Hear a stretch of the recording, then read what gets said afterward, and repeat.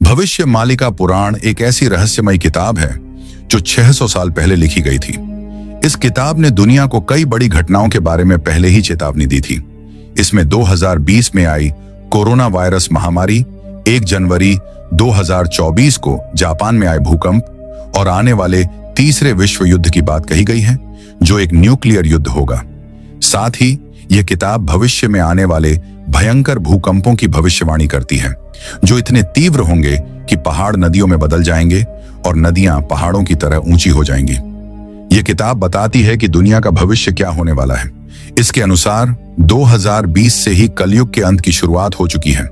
लेकिन इस किताब के संदेश और चेतावनियां सही हैं, पर कुछ लोग इसे गलत तरीके से समझाकर या इसमें नई बातें जोड़कर भय फैला रहे हैं। आइए इस किताब की कहानी को सरल और स्पष्ट भाषा में समझते हैं।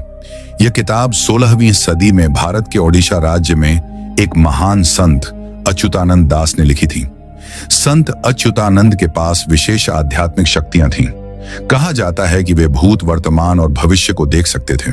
वे योग, तंत्र और आयुर्वेद के जानकार थे। उन्होंने भविष्य मालिका पुराण को पीपल के पत्तों पर लिखा था। इस किताब का गहरा संबंध ओडिशा के जगन्नाथ मंदिर से है। किताब में कहा गया है कि जगन्नाथ मंदिर ही कलयुग के अंत के संकेत देगा। किताब के साथ हमेशा भगवान जगन्नाथ की तस्वीर रखी जाती है, जो इसकी पवित्रता और महत्व को दर्शाती है। भविष्य मालिका में लिखा है कि जगन्नाथ मंदिर के पास एक पवित्र बरगद का पेड़ है, जिसे कल्प वट कहा जाता है। यह पेड़ भगवान का प्रतीक माना जाता है। किताब कहती है कि अगर यह पेड़ किसी कारण से उखड़ जाए तो यह कलयुग के अंत का संकेत होगा। इसके बाद दुनिया में एक ऐसी महामारी आएगी जिससे लाखों लोग मरेंगे। हैरानी की बात है कि अप्रैल 2019 में ओडिशा में फैनी नाम का तूफान आया। इस तूफान ने 600 साल पुराने उस बरगद के पेड़ को उखाड़ दिया, जो 600 सालों तक सुरक्षित रहा था। इस घटना के ठीक 6 महीने बाद दिसंबर 2019 में दुनिया में कोविड-19 महामारी फैल गई। इस महामारी ने लाखों लोगों की जान ली और पूरी दुनिया को हिला दिया। यह ठीक वही था जो भविष्य मालिका ने 600 साल पहले कहा था।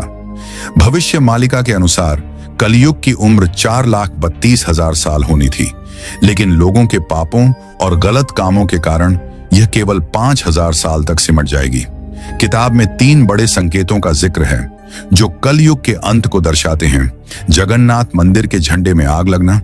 किताब कहती है कि अगर जगन्नाथ मंदिर के झंडे में आग लगे तो यह दुनिया के अंत का संकेत होगा। 600 सालों तक ऐसा कभी नहीं हुआ, लेकिन 26 मार्च 2020 को मंदिर के झंडे में आग लग गई, जब एक दीपक को उसके पास ले जाया गया। यह एक चौंकाने वाली घटना थी। मंदिर के झंडे पर चिड़ियों का बैठना। सामान्य तौर पर जगन्नाथ मंदिर के झंडे पर चिड़ियां नहीं बैठती, क्योंकि मंदिर समुद्र के किनारे है और तेज हवाएं चलती हैं। लेकिन किताब में लिखा है कि अगर चिड़ियां वहां बैठने लगें तो यह अंत का संकेत है। पिछले कुछ सालों में ऐसा कई बार देखा गया है। वैज्ञानिक रूप से यह धरती के पर्यावरण और हवा के बदलाव से जुड़ा हो सकता है। तीसरा विश्व युद्ध और भूकंप। किताब में कहा गया है कि 2024 के बाद तीसरा विश्व युद्ध शुरू हो सकता है, जो न्यूक्लियर युद्ध होगा। इस युद्ध में भारी तबाही होगी। कई देश भारत पर हमला करेंगे, लेकिन भारत जीत जाएगा। साथ ही सूरज से आने वाला एक तीव्र तूफान धरती के सैटेलाइट और इंटरनेट को बंद कर देगा, जिससे पूरी दुनिया में अंधेरा छा जाएगा। इसके अलावा बड़े बड़े भूकंप आएंगे जो धरती को तहस नहस कर देंगे। पहाड़ नदियां बन जाएंगे और नदियां पहाड़ों जैसी ऊंची हो जाएंगी। किताब की कुछ भविष्यवाणियां, जैसे कोरोना वायरस और जगन्नाथ मंदिर के संकेत, सच हो चुकी हैं। लेकिन तीसरे विश्व युद्ध, सैटेलाइट बंद होने और भारत पर हमले जैसी बातों का कोई ठोस सबूत नहीं है। कुछ लोग मानते हैं कि ये बातें बाद में किताब में जोड़ी गईं, क्योंकि 600 साल पहले सैटेलाइट जैसी चीजों का कोई नाम नहीं था। उस समय देशों के नाम और सीमाएं भी अलग थीं, इसलिए ये बातें अभी भी विवादित हैं। हालांकि यह पक्का है कि संत अच्युतानंद दास ने लिखा था कि 2020 के बाद कलयुग का अंत शुरू हो जाएगा। किताब में 3 बड़े भूकंपों की भविष्यवाणी की गई है, जो धरती को पूरी तरह बदल देंगे। लेकिन क्या हमें इन बातों को शब्दशः मानना चाहिए, या यह किताब हमें कुछ और सिखाने की कोशिश कर रही है?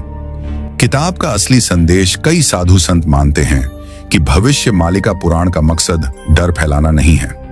यह किताब हमें जागरूक करना चाहती है। यह कहती है कि हमें अपने गलत कामों को छोड़ना होगा। अगर हम पर्यावरण का ध्यान नहीं रखेंगे तो जलवायु परिवर्तन, क्लाइमेट चेंज के कारण भूकंप, सुनामी और ज्वालामुखी जैसी आपदाएं बढ़ेंगी।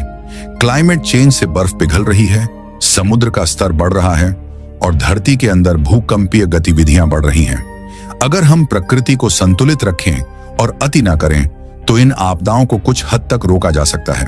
किताब यह भी कहती है कि विष्णु भगवान का कल की अवतार अभी बहुत समय बाद आएगा। कलयुग के 4,32,000 सालों में से अभी 4,26,875 साल बाकी हैं। 2024 के हिसाब से जब गंगा, यमुना और सरस्वती नदियां पूरी तरह सूख जाएंगी तब कल की अवतार आएगा और कलयुग का अंत होगा। अभी सरस्वती नदी लगभग सूख चुकी है, यमुना की हालत खराब है, लेकिन गंगा अभी भी पूरी ताकत के साथ बह रही है। इसीलिए अभी दुनिया के खत्म होने का डर नहीं है। 2024 के बाद से यह किताब बहुत चर्चा में है। लोग इसकी भविष्यवाणियों को सुनकर डर रहे हैं और सोच रहे हैं कि दुनिया जल्दी खत्म हो जाएगी, लेकिन हमें घबराने की जरूरत नहीं है। हमें इन भविष्यवाणियों के गहरे मतलब को समझना चाहिए। यह किताब हमें सिखाती है कि हमें सही रास्ते पर चलना चाहिए।